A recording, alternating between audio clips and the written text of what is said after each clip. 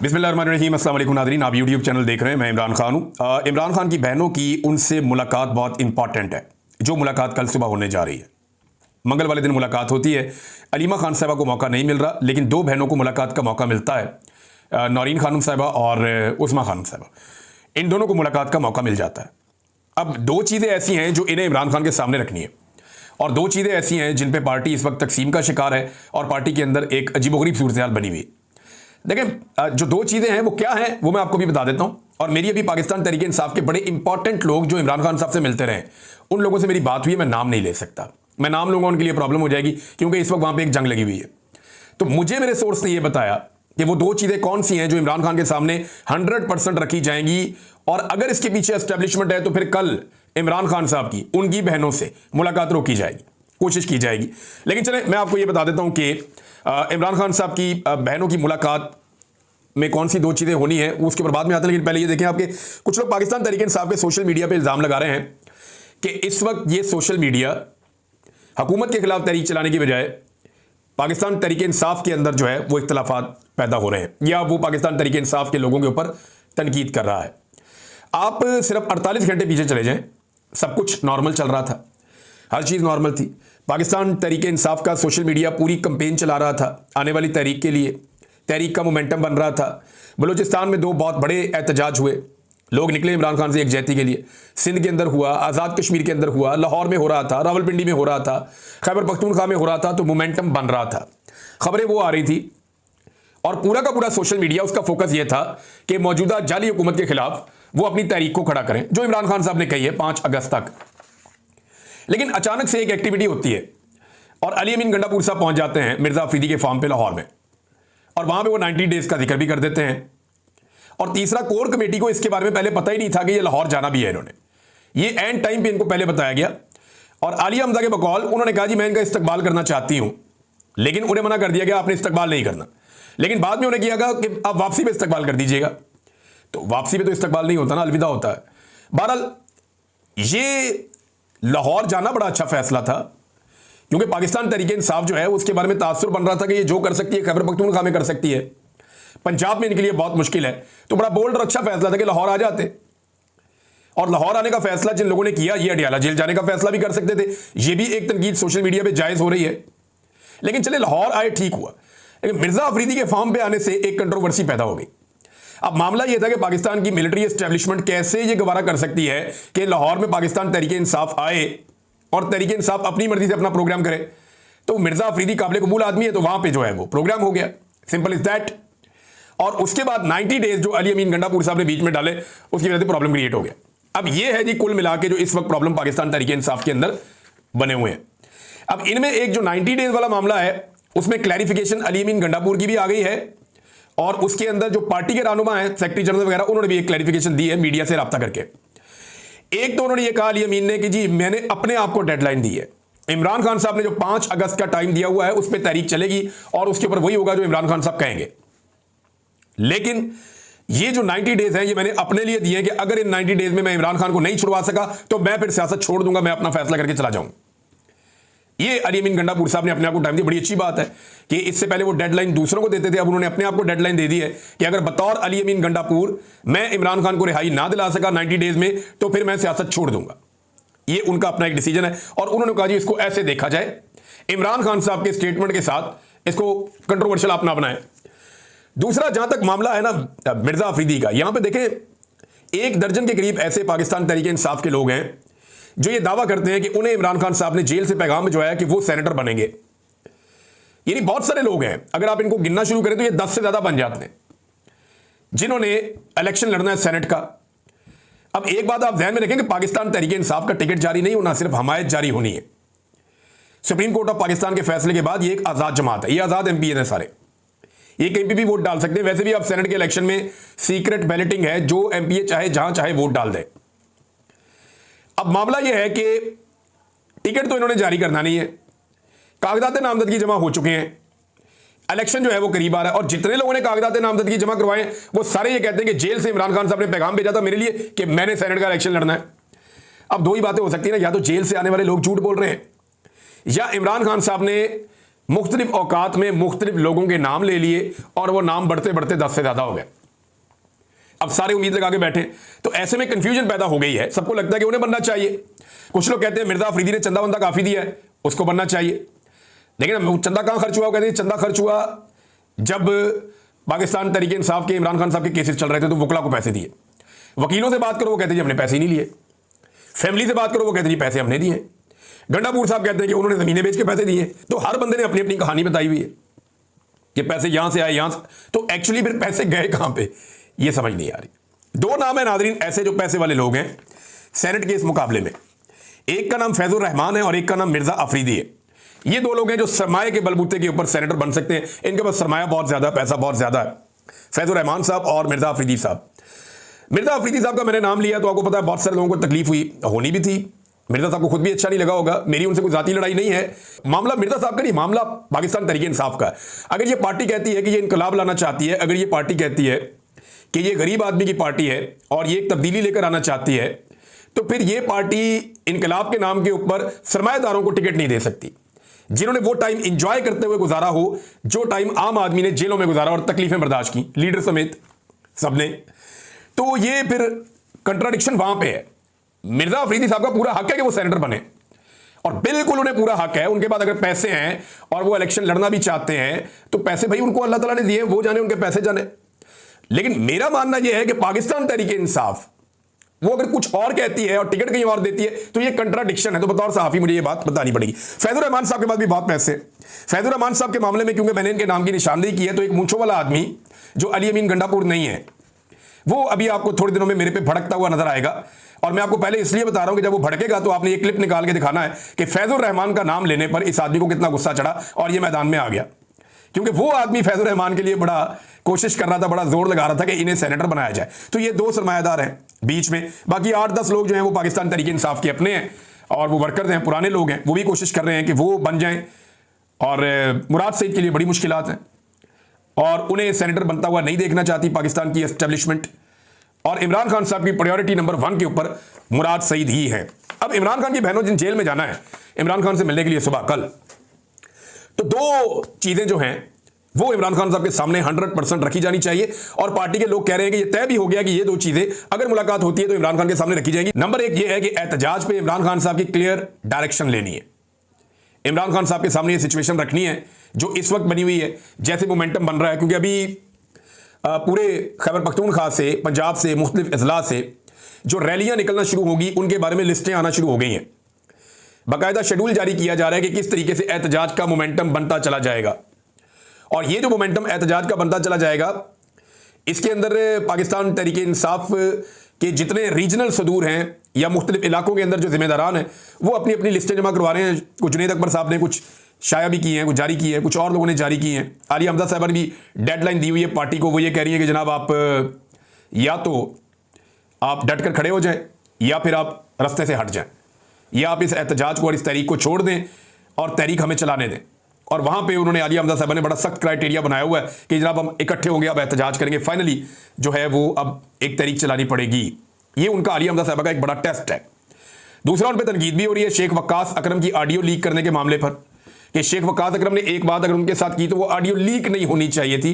तो उन पर पार्टी में तनकीद भी हो रही है। मेरे ख्याल में पार्टी के अंदर जो बातचीत होती है उसको इस तरह से अगर लीक करेंगे तो ये तो फिर बेशुमार चीज़ें जो है ना, याद है आपको मरियम नवाज की भी लीक हो जाती थी ऑडियोज़, परवेज रशीद के साथ बात कर रही है, किसी और के साथ बात कर रही है, शहबाज शरीफ के साथ या इधर उधर, वो लीक हो जाती थी। तो यहाँ पे ये लीक होने के ऊपर पार्टी के कुछ लोग जो हैं वो ब्लेम कर रहे हैं आलिया हमजा को कि ये नहीं होना चाहिए था। दूसरी चीज़ जो इमरान खान साहब के सामने रखी जाएगी वो ये है कि सेनेट के उम्मीदवार कौन कौन है। हतमी फहरिस्त आप जमा कराएं। जनरल नशिस्तों पे 5 सीटों से ज्यादा पाकिस्तान तहरीक इंसाफ मैक्सिमम 4 ही जीत सकती है। अब सिचुएशन ऐसी बन गई है। ये पाकिस्तान तहरीक इंसाफ के अपने लोग कह रहे हैं। अगर ये तरीके से चलते, समझदारी से चलते तो शायद ये ज्यादा डेंट डाल सकते थे, लेकिन जो है वो 4 सीटें इनकी पक्की हैं। तो वो कौन से 4 सेनेटर हैं? एक तो मुराद सईद इमरान खान साहब कहेंगे, उन्हें कंफर्म करेंगे। उसके बाद बाकी कौन है? एक जो है फैसल जावेद खान, ये 2 तो कंफर्म है। बाकी 2 कौन होंगे? अब इसके अंदर फटा पड़ा हुआ है कि सरमायादार होंगे या पाकिस्तान तहरीक इंसाफ के नजरियाती लोग होंगे। इसमें इमरान खान साहब क्लियर डायरेक्शन दे सकते हैं। उनकी बहनों की उनसे मुलाकात है, अगर मुलाकात करवाई जाती है तो पता चल जाएगा कि इमरान खान साहब ने क्या कहा। अब नादरीन, अब पाकिस्तान तहरीक इंसाफ के लोग जो हैं वो अब ये कह रहे हैं जनाब कि ये जो लड़ाई पड़ गई है इस लड़ाई को इत्तफाक राय में तब्दील किया जाए और लड़ाई खत्म की जाए। तो कुछ कोशिश हुई है पाकिस्तान तहरीक इंसाफ में। मुझे कुछ लोगों ने कहा जी हमने राब्ते किए हैं क़यादत से और हमने कहा जी कि कारकुन के ऊपर असर पड़ता है तो आप आपस की लड़ाइयाँ बंद करें और सोशल मीडिया पर एक दूसरे को बुरा भला कहना बंद कर दें और हमें चीज़ों को नॉर्मलाइज करने दें, हमें तहरीक की तरफ जाना है। इससे कन्फ्यूजन पैदा हो रही है।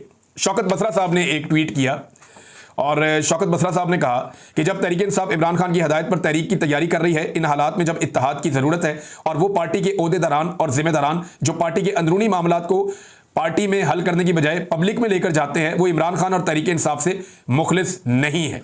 ये शौकत बसरा साहब ने कहा। और वैसे मैं आपको एक खबर दे देता हूं कि पाकिस्तान के मीडिया को, क्योंकि मैं मीडिया से मेरा ताल्लुक है, जितने प्रोड्यूसर हैं सब दोस्त हैं, जो अहकामात आते हैं एस्टेब्लिशमेंट की तरफ से, हुकूमत की तरफ से, वो हम तक भी पहुंच जाते हैं कि ज़बानी कलामी अहकामात क्या आ रहे हैं आजकल, क्या ट्रेंड में चल रहा है। तो टॉक शोज में और टीवी चैनल्स को ये अहकामात दिए गए हैं कि जितना हो सकता है पाकिस्तान तहरीक इंसाफ की अंदरूनी लड़ाइयों को उठाया जाए। यानी आप गवर्नेंस पे बात ना करें, चीनी पे बात ना करें, महंगाई पे बात ना करें, आप किसी चीज़ पे बात ना करें, करप्शन पे आप बात ना करें, आप इमरान खान की तहरीक पे बात ना करें, आप जो जुल्म और ज्यादती हो रही है उसके ऊपर बात ना करें, सेनेट के इलेक्शन भी छोड़, आपने बात करनी है पाकिस्तान तहरीक इंसाफ के अंदर जो इख्तलाफात पैदा हो गए हैं उन इख्तलाफात के ऊपर आपने टॉक शोज करने कि आलिया हमजा ने यह कह दिया, शेख वक्कास ने यह कह दिया, और यह मौका पाकिस्तान तहरीक इंसाफ ने खुद दिया। अगर पाकिस्तान तहरीक इंसाफ ये मौका ना देती या गंडापुर साहब वहां पे उस फार्म हाउस पे ना पहुंचते तो ये मामला वहीं खत्म हो जाता, ये शुरू ही ना होता। लेकिन अब क्योंकि ये चल पड़ा है और शुरू हो गया है तो पाकिस्तान तहरीक इंसाफ को इसे खत्म करना पड़ेगा। तो हिकमत अमली तो यह है हुकूमत की और एस्टेब्लिशमेंट की कि पीटीआई के अंदर जो लड़ाई जैसी एक कैफियत पैदा हुई इसको हवा दी जाए। अली अमीन साहब ने अपना बयान खुद ही डिनाई कर दिया 90 डेज वाला, तो ये बड़ी अच्छी बात है और पार्टी के बाकी लोगों ने भी ये कह दिया है। नाज़रीन, मरियम नवाज के दो स्टेटमेंट सामने आए हैं, ये बड़े अजीबोगरीब स्टेटमेंट हैं और मैं हैरान हो रहा था ये स्टेटमेंट्स पढ़ के। एक तो मरियम नवाज साहबा कहती है जी उन्हें शो ऑफ बिल्कुल पसंद नहीं है, कि मुझे जनाब शो ऑफ बिल्कुल पसंद नहीं है, मरियम नवाज ने इस बात का दावा किया। और दूसरा उन्होंने कहा जी कि मुझे अल्लाह ताला ने और अवाम ने वजीर आला की कुर्सी पर बैठाया और ताकत मेरे हाथ में है। एक तो आपकी जो सीट है वो तो जाली है, फॉर्म 47 के ऊपर आप महर शराफत से इलेक्शन हार गई थी, और दूसरी बात यह है कि आपको अवाम ने इस ताकत पे नहीं बिठाया, आपको इस कुर्सी पे नहीं बिठाया, और अल्लाह रब्बुल इज़्ज़त ने भी आपको इस कुर्सी पे नहीं बिठाया। लोगों ने आपको मुस्तरद किया था, आपको पाकिस्तान की मिलिट्री एस्टेब्लिशमेंट ने, और वो रास्ता आपको आता है जिसके बारे में आपने कहा था, उसने आपको इस कुर्सी के ऊपर बैठा दिया।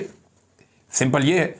इस तरह तो तारीख में बड़े बड़े जालिम हुक्मरान बैठे गुजरे हैं, बहुत जालिम हुक्मरान, और वो यही कहते रहे कि उन्हें अल्लाह ताला ने यह मनसब दिया है। पाकिस्तान में जो चारों डिक्टेटर्स आए वो भी यही कहते थे, यजीद भी यही कहता था, और सारे लोग यही कहते रहे हैं हमेशा से, जितने जालिम हुक्मरान आए उन सब ने यही कहा कि हमें तो अल्लाह ने इस मनसब पे बैठाया, वो ना चाहता तो हम यहाँ ना बैठते।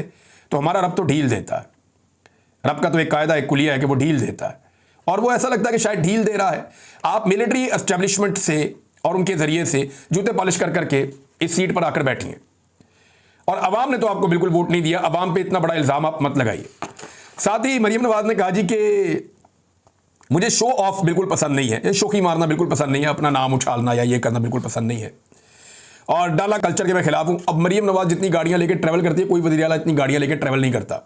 पिछले दिनों इनके अपने एक सहाफ़ी ने खबर दी हुई थी कि मरियम नवाज ने पूछा कि मेरी गाड़ियां ज़्यादा थी या फलाने की गाड़ियां ज़्यादा थी, प्रोटोकॉल किसका अच्छा था। तो प्रोटोकॉल का तो इतना दिमाग के अंदर इनके खुन्नास है, ये सिर्फ मरी का चक्कर लगा के आते हैं तो लोग खड़े होकर गाड़ियां गिन रहे होते हैं, 30 गाड़ियां 32 गाड़ियां ऐसे करके तो लोग इनकी गाड़ियां गिनते हैं। फिर ये कहते हैं करप्शन का पैसा आता तो बहुत तेजी के साथ है, लेकिन बीमारियों पे लगता है या नुकसानात पे लगता है। तो बीमारियां सारी किसको हैं? हमने पाकिस्तान की तारीख में किसी आदमी को इतना, किसी सियासी लीडर को इतना बीमार नहीं देखा जितना हमने मियां नवाज शरीफ, शहबाज शरीफ और इनकी बीमारियां सुनी हैं। जब भी ये बेचारे मुश्किल में आते हैं, इनकी बीमारियों की लिस्टें इतनी लंबी होती हैं कि आप पढ़ के हैरान हो जाते हैं। उन बीमारियों के कौम ने नाम भी नहीं सुने जो बीमारियां इनको लग जाती हैं। तो ये अपने घर के मरियम नवाज साहबा जो है वो मसाइल बता रही हैं कि जब करप्शन का पैसा घर में आता है तो फिर बीमारियों पर लगता है और मुश्किलात आती हैं। दूसरा, मरियम नवाज साहबा ने जो कहा मुझे शो ऑफ बिल्कुल पसंद नहीं है, और पंजाब के सारे मनसूबों के नाम अपने और अपने बाप के नाम पे रख दिए, तो शो ऑफ पसंद नहीं है, ये कैसे हो सकता है? यानी 2700 मनसूबे एक सहाफी के बकौल इन्होंने अपने और अपने वालिद के नाम के ऊपर रख दिए, और ये कह रही है मुझे शो ऑफ पसंद नहीं है। और लैट्रीनों के ऊपर इन लोगों ने अपनी फोटो लगा दी, इनको शो ऑफ पसंद नहीं है। कचरा उठाने वाली गाड़ियों पे अपनी फोटोज लगा दी, शो ऑफ पसंद नहीं है। हर जगह पे जहां थोड़ी सी खाली जगह देखते हैं अपना मुंह चिपका देते हैं, और इन्हें शो ऑफ पसंद नहीं है। मैं हैरान होता हूं कि इनको ये लिखकर कौन देता है। लिखने वाले को समझना चाहिए कि वो उनकी शक्ल के साथ और उनके जो काम है, उनके साथ जो कारहाय नुमायां वो सरंजाम दे रही हैं, उनके साथ ये बात मैच करती है या नहीं करती। नादरीन, एक और बड़ी डेवलपमेंट हुई है पाकिस्तान में, और ये डेवलपमेंट है एफसी फ्रंटियर कोर। इसको फेडरल फोर्स बना दिया गया है।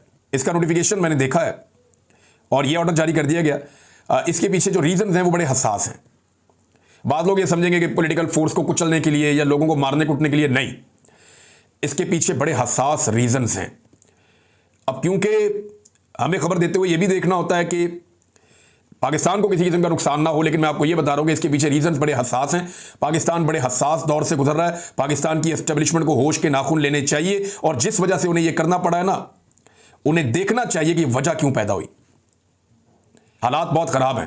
पूरा खैबर पख्तूनख्वा का कबायली इलाका या बलूचिस्तान का कबायली इलाका इस वक्त वो सारे एक आवाज के साथ खड़े हैं कि हम कोई ऑपरेशन नहीं होने देंगे, हमारे ऊपर जबरदस्ती नया ऑपरेशन मुसल्लत ना किया जाए। और फाटा को वापस लेने की बातें हो रही हैं। वहां पे खुदा ना खास्ता हालात बहुत खराब हो जाएंगे अगर एक और आईनी तरमीम के जरिए ज्यादती की गई तो नाज़रीन, ये है जनाब एफसी को जो है वो ये बड़ी खबर है। अब इसके बीच में क्या है, सारी चीज़ें जो हैं वो पब्लिक करने के लिए नहीं होती, लेकिन एक चीज़ मैं आपको बता दूं कि इस्लामाबाद में जो चीज़ पब्लिक की गई है वो बहुत हैरानकुन है। 2 हाथ लगाए, ऐसे उन हाथों के अंदर जो है वो बॉल्स पकड़ा दिए। पता नहीं डिज़ाइन बनाने वाला क्या साबित करना चाह रहा था। लोगों ने अजीबोगरीब किस्म के इसके मतलब निकाल लिए कि बहुत बड़े बड़े 2 हाथ हैं, उन्होंने 2 गेंद पकड़े हुए हैं। लोगों ने इसके ऊपर बड़े मजाक उड़ाए, बड़े मीम्स बनाए। लोगों ने वो सनाउल्लाह मस्ती खेल जो है उनका एक स्टेटमेंट था कौमी असम्बली में, वो निकाल के लगा दिया। बड़ा मायूब स्टेटमेंट था उनका।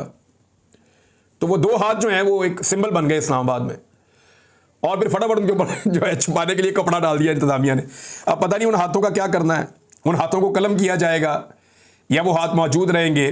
बहरहाल एक सिंबॉलिक वैल्यू तो है बहुत बड़ी इन हाथों की, और बॉल जो है वो हाथों के अंदर वो अभी उसके ऊपर कपड़ा डाल दिया गया फिलहाल इस वक्त तक के लिए। नाज़रीन, एक और खबर है, और वो खबर है इंटरनेशनल फेडरेशन ऑफ जर्नलिस्ट। इन्होंने चीफ जस्टिस ऑफ पाकिस्तान को खत लिखकर पीका एक्ट के हवाले से तशवीश का इजहार किया कि सहाफ़ियों को निशाना बनाया जा रहा है, आज़ादी इज़हार राय को कुचला जा रहा है, और याया अफरीदी साहब को इन्होंने खत लिख दिया है। चीफ जस्टिस के लिखे गए खत की कॉपी वज़ीर आज़म, chief justice Islamabad high court और सदर PFUJ को भी भिजवाई गई है। इंटरनेशनल फेडरेशन ऑफ जर्नलिस्ट ने अपने खत में कहा कि पाकिस्तान में सहाफ़ियों को पेशा वराना फ़राइज़ की अंजामदही में बढ़ते खतरात का सामना है। सहाफ़ियों को पीका कानून के तहत मुकदमात, हरासानी और धमकियों का सामना है। पाकिस्तान ने इंटरनेशनल लेबर ऑर्गेनाइजेशन और अक़वाम मुत्तहिदा के कन्वेंशन पर दस्तखत कर रखे हैं, लेकिन यहां पर ज़्यादती हो रही है, और जो केसेज रिपोर्ट हुए वो सारे उन्होंने उसके अंदर बताए भी हैं। लेकिन पाकिस्तान में सुनता कौन है? आप जितने मर्जी खत लिखें, जो मर्जी करें, इंसानियों की पामालियां पाकिस्तान में चल रही हैं। ना पिछले चीफ जस्टिस ने कुछ किया, ना ये वाले चीफ जस्टिस से कोई उम्मीद है। लेकिन यह है कि उम्मीद छूटी नहीं है, क्योंकि लोगों ने दिल नहीं छोड़ा। एक दिन आएगा कि लोग अपनी आज़ादी हासिल करेंगे और इंसानियों की पामालियां बंद होंगी, आज़ादी इज़हार राय होगा, पाकिस्तान के अंदर जमहूरी इक़्तिदार होंगी, पाकिस्तान में लोगों के मैंडेट का एहतराम किया जाएगा और इदारे अपनी हुदूद में वापस जाएंगे। एक वक्त आएगा, जल्दी हो सकता है, देर से हो सकता है, लेकिन यही हमारी मंजिल है। अब तक के लिए इतना ही। अपना ख्याल रखिएगा, अपने इस चैनल का भी। अल्लाह हाफ़िज़।